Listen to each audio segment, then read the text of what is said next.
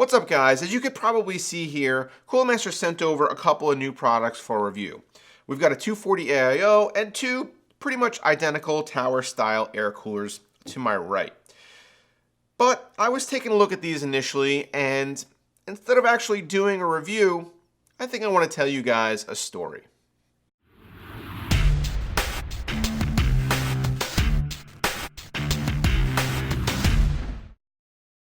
So this story actually has nothing to do with computers or computer components or audio gear or video gear or tech of any kind. But I hope the reason that I'm telling it to you will become apparent as I get into this story. My wife and I like wine. We drink a good amount of wine. We go to a lot of wineries. We're members of wine clubs. We're not wine snobs. We're not one of these people that are going to go and say, oh, this wine is 93 points. But we could appreciate a good bottle of wine. One of the wineries that we are most fond of is actually pretty close to our house. We go there quite often.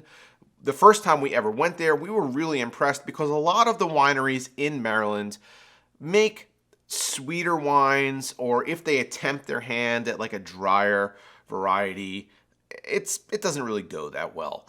But this winery, they got it right. They know what they're doing. They make great wines. The people there are awesome. The tasting room is beautiful. The winery itself is great to tour. I'll put a link down below in the video description if you guys are ever in Maryland and you want to check it out. But when we first went to that winery, which was like, I guess, a couple of years ago now, they were pretty small. And they were trying to grow. They were trying to expand their footprint, trying to get their wines into more restaurants, more liquor stores, and generally kind of get knowledge out there about their product. Well, it worked. Ever since we started going there, the place has been getting busier and busier. More people show up on the weekends to hang out and drink wine. They're getting their wines into more distributors' hands. And that means that they need to make more wine. Now, if you guys know anything about the winemaking process, you'll know that it's not something that you can jump right into, something that happens overnight, something that you can immediately ramp up production if you need to. It takes a good amount of time. Aging wine, especially something that's going to be aged in barrels, takes months or years. This winery had been working at it slowly over the course of, 10, 12 years since they opened. And when we first found them, all the wines that they had been aged properly and were bottled right, and they tasted fantastic. You go into the tasting room and what they're providing you there are actually finished products. This is how it should taste.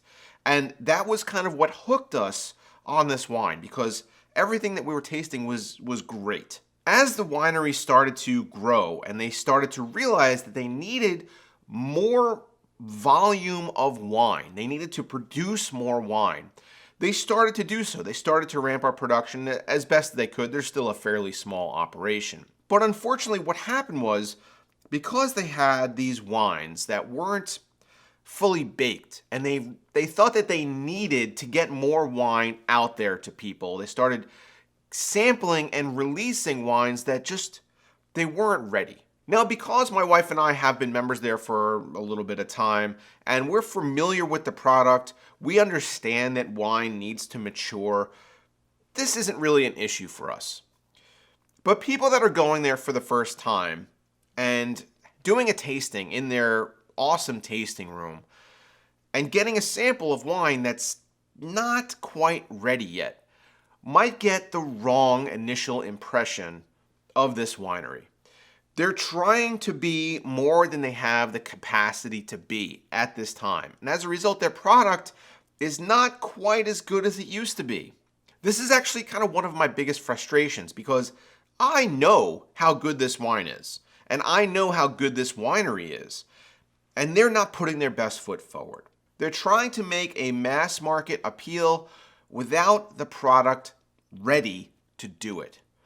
Now, they have purchased some additional land. They are going to be planting some more vines. They're going to be ramping up in the next couple of years. But as I said before, making wine takes time. Rushing it leads to an inferior product. And that is kind of where I'm going to hook into today's video. Cooler Master has been around for I don't even know how long. A long time. They are a huge company. They have a huge following. They make a large number of products, and they're one of my biggest and most important partners on this channel. Some of the products, though, that they have been releasing lately have been half-baked. They've been wine that's not mature. And this is a problem because people who are being introduced to their products aren't going to get the best of what Cooler Master has to offer. Case in point, last year's release of the H500P. Yes, I personally like this case, but I also admit it had problems. It had flaws, stuff that should have been seen and corrected before the case was released. But I think in a rush to get it to market in a reasonable amount of time after they were showing it off at Computex, it came out and it was incomplete. They've since made another release, which I reviewed, and basically fixed all the problems that probably shouldn't have been there to begin with. Also last year, I reviewed their Master Set MS-120 keyboard and mouse combo. Now, they did tell me that what I received was a pre-production sample, but what I had in front of me to work with was an inferior product. It had problems with it that should not be something that show up in any kind of sample. If a product is going out to media, for the media to do a fair and honest review of that product, the media should be able to do a fair and honest review of that product without the caveat that, oh, just understand that this isn't ready yet. If it's not ready yet, don't release it. Don't send it to me. Don't expect me to look at it and give it my evaluation, because my evaluation of the product that I had in front of me was that it was bad. And I said that in the video, and I talked to Cooler Master about this.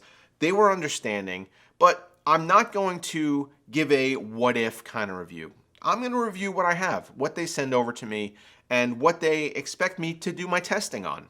Now we arrive at today's video. We've got the Master Liquid ML240R RGB cooler. This is something that they showed off at CES. We've got two basically identical tower style air coolers, the Master Air MA620P and the 621P. The only difference here is the cold plate size. This is for mainstream Intel AMD. This is for Threadripper, so it's got a larger cold plate at the bottom, more contact points for the IHS on the Threadripper die. When my contact at Cooler Master sent these over to me, she asked me if I wanted to do a full review of these products and feature them on the channel, and I said, sure. People really seem to like RGB-enabled coolers. These are pretty neat. They actually have a few new features. The pump top is actually covered in RGB. The fans are addressable. But when I started to get into it, and before I even installed them on any sockets and just had them out of the box and was shooting some B-roll with them, I had so many problems with all of these units that I couldn't continue with the review. And you're not going to see performance evaluation of these units at this time for that reason. I never installed them on a socket. I never tested them thermally or acoustically or anything like that. I just said, I'm not doing this. And let me show you why. The ML240R cooler came to me with one fan that worked and one fan that spun and didn't light up at all. The fan that worked would only light up blue. This is the controller that comes with it. It's supposed to be able to control not only the speed of the fan, but also do some cycling action with the colors and whatever other features that Cooler Master has baked into this little controller. Well, I plugged this thing up and I said, all right, well, maybe my fan that's stuck on blue, we can make stuck on red or not stuck at all. Well, it turns out that this controller actually didn't do a damn thing. I can't even tell you how long I had this thing plugged in and was hitting these buttons in all kinds of different combinations in order to try to get something to happen, and nothing would happen. I don't know what happened here. I'm not sure if they sent me a defective unit. I'm not sure if they sent me a defective fan. Hold on. I did get in contact with Cooler Master and I told them about the problems that I was having, and they sent me over 2 new fans. These are the addressable Cooler Master Master Air fans. They're Master Fan 120 AB. That's what these are. And they're supposed to go on this. They're supposed to replace these fans, one of which doesn't work, one of which is stuck on blue. Then I'm not going to do it. I spent a good amount of time trying to get this to work. I already shot all my B-roll and was ready to go with the review, and I'm just not going to keep going. Additionally, I didn't really like the pump design. It's pretty cheap plastic. The housing is like a glossy piano finish, I don't know, thin feeling plastic. It's not the end of the world. I'm actually sure that this cooler probably performs pretty well thermally. The Cooler Master coolers that I've used in the past have never had any issues and actually performed above expectations. But I'm just not going to strap it to a motherboard. I don't think it's worth my time, and I don't think it's worth your time. And then we move over to these. So these are probably, again, be a pretty good product. I've had pretty good experience in the past with Cooler Master tower style air coolers, from everything from the budget Hyper 212 Evo. They released a MA610P last year that performed really well. It has a fairly high TDP. The fans are relatively quiet. They look pretty good too. Cooler Master, though, decided that for this generation they were going to strap some plastic, pieces, capping on the top to make it look neat, capping off the heat pipes, as you guys can see here. So I took this out of the box, and literally the first thing that happened was I noticed that the plastic, and I'll try to get a little bit of close-up action on this here, but the plastic caps are secured to the heatsink fins by a little plastic piece that kind of daggers in there and clips on. But through the manufacturing process, or through the packing process, or through the shipping process, because there's so much play here, the plastic piece has actually wrenched off and detached a piece of the top of this heatsink. It's no longer connected to the rest of this stack. It's actually broken. The same thing on this corner as well. And then on this one too, I'm not gonna bother to go and find it. So I have a product here that likely performs pretty well. It looks pretty good too, I guess. But the need to kind of haphazardly strap these plastic pieces to the top just for some minor aesthetic value has caused physical damage to the part of the cooler that you need to function correctly. And it just kind of makes me think that maybe they're not thinking this all the way through. Maybe these are half-baked product. Maybe these are their early release wines. They're sending stuff out to people that are not done, that are not properly evaluated, tested, made sure that the quality control is there to support their brand, to make sure that people are aware that Cooler Master is a good company. Okay, let me get rid of this thing. If I got this thing in the mail, if I ordered this from Newegg, and this arrived at my door, and it had a cheap plastic housing, and everything else was fine, I'd say, oh, all right, whatever. It probably cools pretty good. It looks pretty good. The RGB implementation is pretty nice. All right, well, it doesn't matter. Or if this thing arrived and one of the fans didn't light up, I'd say, oh, man, well, all right, I guess I got to call Cooler Master and get a new fan. Or, I guess even, more severely, if the controller didn't work. Again, okay, I'll call Cooler Master. They'll send me a new one. But if I get this product at my door and everything doesn't work, and I don't like the way the pump housing looks, why am I even going to move forward with saying, hey, Cooler Master, you need to fix everything about this cooler before I even know if it fits my needs? There's no point in evaluating something like this. There's no point in looking at this with any kind of depth. Or I've already dedicated way too much time to this video because I wanted to tell you guys that story. And I hope you see how I'm relating my story at the winery to my story with Cooler Master. Cooler Master's kind of blowing up. They have a lot of products, like I said. They have a wide audience. Their stuff looks good. It appeals to a lot of people. And it generally functions really well too. I don't really have any real problems with Cooler Master as a company.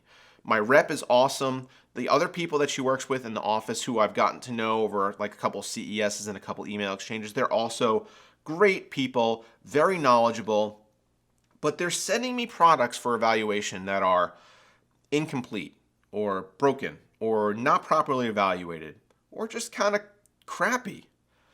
And I'm not going to do it. So if you guys were looking for reviews on any of these coolers, you won't find it on my channel, and I won't be using these in any builds either. But I have been in contact with Cooler Master about this. I did talk to them. I told them I was going to make this video, and they said okay. So I'm hopeful that perhaps they'll watch this, and I don't know how much influence I'm going to have over their R&D department or over their marketing department.